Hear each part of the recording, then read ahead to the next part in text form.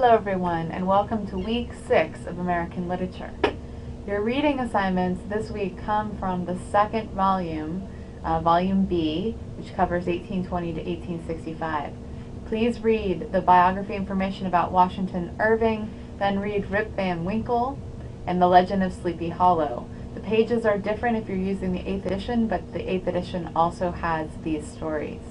You'll also be reading Nathaniel Hawthorne's biographical information and his short story, Young Goodman Brown. Please also review what we've read so far in this class. Your first paper is due next Monday at 11:59 p.m., and I will go over the prompt at the end of this lecture. This is a famous painting of Rip Van Winkle, the main character in Washington Irving's story. We're now moving on to the second volume of the Norton Anthology of Literature. And as we transition to the next phase of American literature, it's important to ask again, what is American literature? What has it been up to 1820, and what will it be after, given all of the changes that have happened in America, or what has been now called America? We're going to begin by looking at Washington Irving's work. Rip Van Winkle is a really good place to open the 1820 to 1865 period, because we can analyze it closely. If this story is the first American dream, quote unquote, in American literature, we can talk about the implications of that dream. Try and make connections between the confused state of mind the earliest colonists must have experienced, and Rip's confusion on, quote, waking to discover that he's a citizen of a brand new country. This is an event that must have seemed to many to have taken place overnight. In one central passage in the story that reoccurs almost as a template in later American literature, Rip asks, "Does nobody here know Rip Van Winkle?" Irving writes, "The poor fellow was now completely confounded. He doubted his own identity and whether he was himself or another man. In the midst of his bewilderment, the man in the cocked hat demanded who he was, and what was his name. Rip replies, 'God knows,' exclaimed he, at his wit's end. 'I'm not myself. I'm somebody else. That's me yonder. No, that's somebody else got into my shoes. I was myself last night, but I fell asleep on the mountain, and they've changed my gun, and everything's changed, and I'm changed, and I can't tell what's my name or who I am.' The story suggests that, like Rip, we may be deeply confused and years behind in accepting or understanding our own history and destiny. The new country begins in uncertainty. The new American sense of identity falters, then gains confidence, much as the tale itself shows Rip, by the end, invested with new authority and self-assurance. But what is the nature of that authority? For Rip, who becomes reverenced as a storyteller, a, quote, chronicle of the old times before the war, is the same person who 20 years earlier owned the, quote, worst conditioned farm in the neighborhood and was, quote, ready to attend to anybody's business but his own.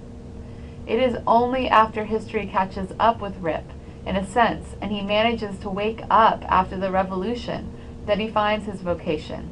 The story seems to document the transition between the moment in which the new country had a potential chronicler, Rip Van Winkle, but no history to the moment, just a, quote, dream later when its new identity gave it both a storyteller and a story to tell. Like the moment of the decline of Puritanism and the emergence of Enlightenment, thinking that we see in Franklin's autobiography, in which Franklin respects the general form of Puritan introspection, but dramatically alters its content. There is a similar moment of transition between pre-revolutionary and post-revolutionary thinking for the new American Rip Van Winkle.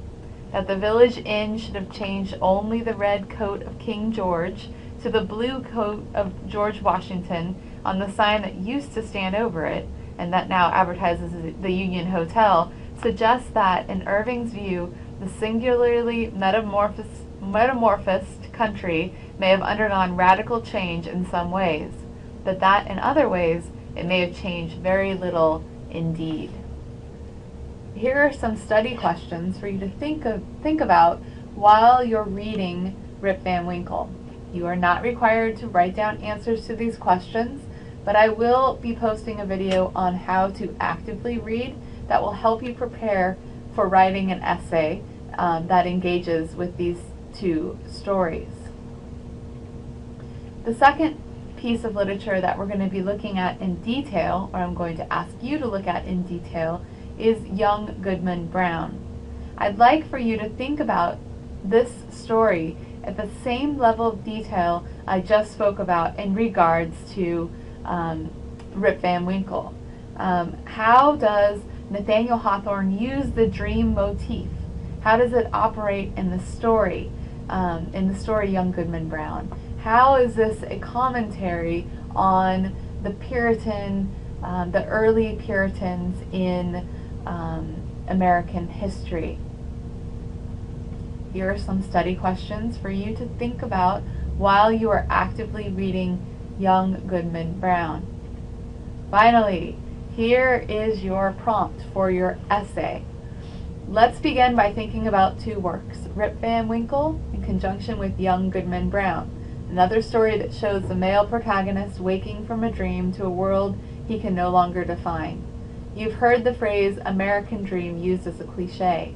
Let's think about how these two works play with the theme, quite literally, by including dreams in stories about identity. What is the American dream as it was described in text up to 1820? What is it after? What is the American dream today? Your paper must be written in Times New Roman 12-point font. It should be 4 to 5 pages long and should include references to at least 5 pieces of literature that we have studied so far in this class. Your paper should have an introduction with a clear thesis that you will argue and support in your paper using evidence from the different stories and texts that we've read. And you'll write you'll use evidence in the body paragraphs to support it, and then you'll write a conclusion. Please remember that academic paragraphs are at least 12 sentences long. That's it for this week, you guys. I look forward to reading these papers. There is no discussion this week or response paper, so you can focus on your own papers. I encourage you to use the Writing Success Center on campus. We also have access to something called Smart Thinking, which is an online system where you can upload your paper and get feedback. You can get information about it at the Writing Success Center, and I will post a link to that on this week's content. Alright guys, that's it for this week. I hope that this helps you really review all the information. We do have a midterm coming up, and this is how I hope you'll get ready for it. Alright, I'll see you guys online.